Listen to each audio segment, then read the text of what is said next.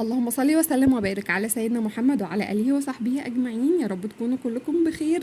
النهارده جايه لكم فيديو الاسبوع الثالث من الميزانيه الاسبوعيه اللي ب 500 جنيه. انا اتاخرت عليكم شويه في الفيديو، بس والله ده بسبب عدم استقرار الاسعار. انا الميزانيه جاهزه معايا ومصوراها من يوم الخميس، بس كل ما اجي انزلها الاقي الاسعار اتغيرت، فاكتبها من اول وجديد واغير فيها حاجات. فاعذروني، انا اسفه جدا لو انتوا جيتوا تطبقوها ولقيتوا ان الاسعار مختلفه. والله ده مش بايدي، هو كل حد بيبيع بمزاجه وكل ساعه الحاجه بسعر للاسف يعني. انا الاسعار عندي الى حد ما عاليه، حتى انا سالت في جروب على الفيسبوك في محافظات كتير، لقيت ان الاسعار في كل مكان غير المكان التاني، بس ولله الحمد يعني. عندي يعني مش عارفه بصراحه، مش عارفه دي ميزه ولا عيب. هي بالنسبه لكم انتوا ميزه، لان انا هحط لكم الاسعار على الاعلى يعني بامر الله. انتوا هتلاقوا الاسعار اقل عندكم يعني.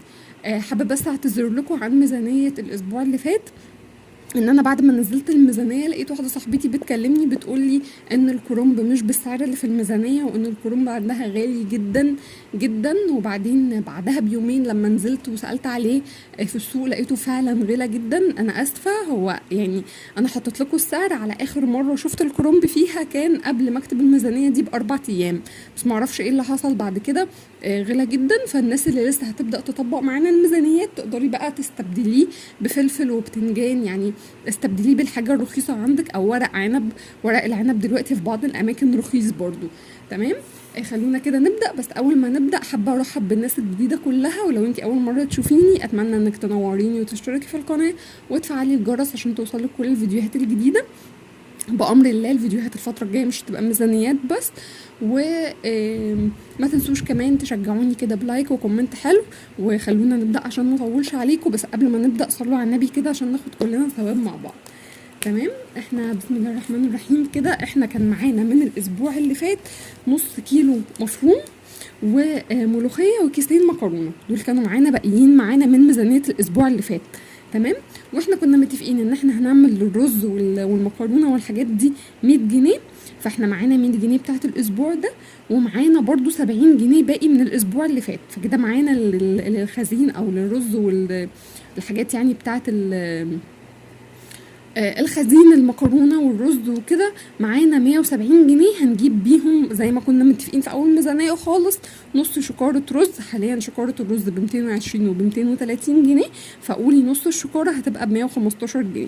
كده هيبقى باقي معانا 55 جنيه، دول هنسيبهم للاسبوع الجاي هنعرف هنجيب بيهم ايه.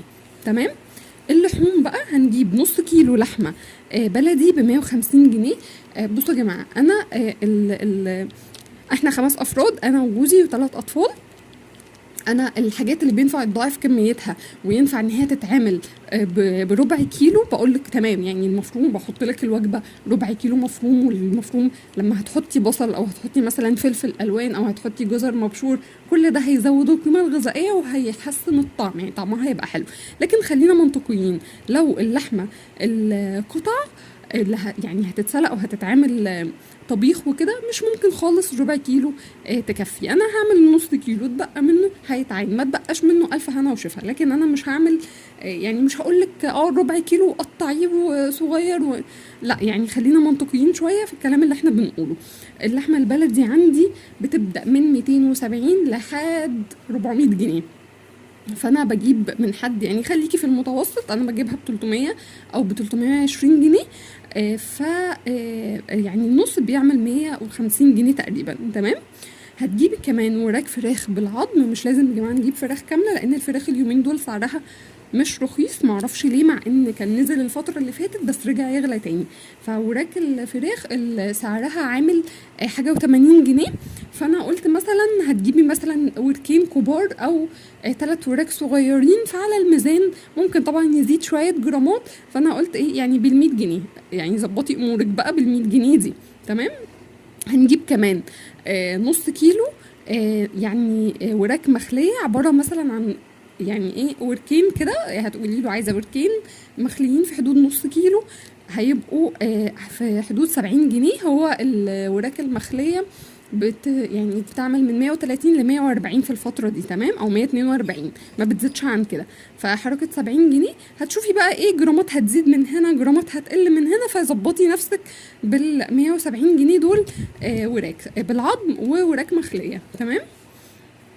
الخضار بقى هنجيب 2 كيلو طماطم، 2 كيلو طماطم دلوقتي ب25 جنيه، كيلو البصل ب8 وب10، انا حاطالك اهو 10 جنيه، نص كيلو بامية، البامية من 25 ل30 حطالك 15 جنيه. هنجيب ب5 جنيه فلفل اخضر، وب5 جنيه خضرة مشكلة اللي هي خضرة المحشي، تمام. هجيب كمان لتر لبن، لتر اللبن عندي من 20 ل22 جنيه، من 20 قصدي ل25. مش لازم تجيبيه جاموسي لان احنا هنحطه في وصفة يعني، مش فمش شرط تجيبيه جاموسي، هاتيه بقري هيبقى ب20 22 جنيه كده لتر اللبن. وهجيب كمان 3 بيضات، الحسبة دي كلها عملت لي 517 جنيه. لو انت عايزه بقى ال 500 بالظبط فانت ممكن تستغني عن نص كيلو الباميه، وهقول لك هتستبدليه بايه او هتعملي بيهم ايه. بس طبعا يعني لما الميزانيه تزيد شويه، في سبيل كمان ان احنا بنبقي معانا حاجات للاسبوع اللي بعده، فيعني ايه، حلوه قوي طبعا في ظل الاسعار اللي احنا بنعملها دي. تعالوا بقى نشوف المنيو اللي احنا هنطبقه وهنعمل ايه بالكلام ده عملي. اول يوم معايا هنا هنعمل، طبعا انت مش لازم تلتزمي بترتيب الايام، تمام، زي ما قلت لكم قبل كده. هنعمل طاجن لحمه بالباميه، وهنعمل رز ابيض. هتسلقي بقى اللحمه دي وتعملي شويه شوربه حلوين، وتعملي تحطي بقى اللحمه في طاجن باميه. لو انت اتنازلتي عن الباميه زي ما قلنا علشان تعملي الميزانيه يعني على ال 500 بالظبط، فانت ممكن تعمليه فته، يعني شويه عيش بلدي من اللي هو العيش اللي بالبطاقه عندك، مع شويه الرز. طبعا عندنا الطماطم موجوده، اللحمه والشوربه موجوده، اعمليها اللي هي الفته بتاعتنا اللي بنعملها في العيد دي، اللي هي بالصلصه وبالخل والثوم، تمام. تاني يوم تاني يوم معايا هنا مكرونه بالوايت صوص. هناخد ورك من الوراك المخليه دي، وهنبدا ان احنا نتبله ونقطعه قطع صغيره زي الشاورما، وهنزود الكميه بالفلفل الاخضر وبالبصل مثلا لو حابه، فلفل الوان لو عندك. وهنعمله وايت صوص، انا عاملاها معاكم في القناه برضو، هسيب لكم الفيديو تشوفوه.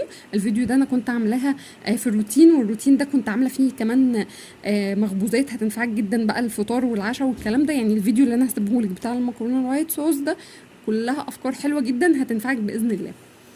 تالت يوم هنا كان طاجن كفته بالبصل المكرمل ورز بالشعريه او رز حبه وحبه. ده هنعمله بنص المفروم لوحده، نص المفروم كامل على بعضه، علشان هنعمله على يومين. الكفته دي طعمها حلو جدا جدا جدا، وبترمي معاكي الطاجن ده بيرمي معاكي كميه، وبيبقى طعمه حلو قوي، وبيبقى طعم البصل فيه احلى كمان من طعم الكفته، تمام.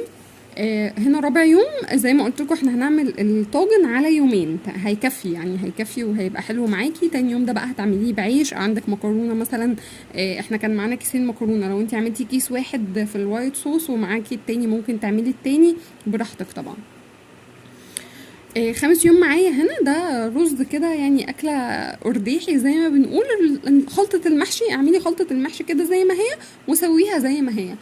في ناس بتقطع فيها كوسه، انا بحبها بصراحه بالكوسه، برضو بقطع فيها مكعبات كوسه كده، لو عندك حطيها. في ناس بتقطع فيها ورق او عيدان الكرنب، بس يعني انا بفضلها بالكوسه اكتر. في ناس بتقطع فيها بطاطس، ما عندكيش اي حاجه من دي اعمليها كده زي ما احنا قايلين طلباتها في الميزانيه، تبقى حلوه برضو. قدمي جنبها شويه مخلل تمام كده، وهو يوم وهيعدي، احنا باقي الايام كلها يعني فيها بروتين، تمام.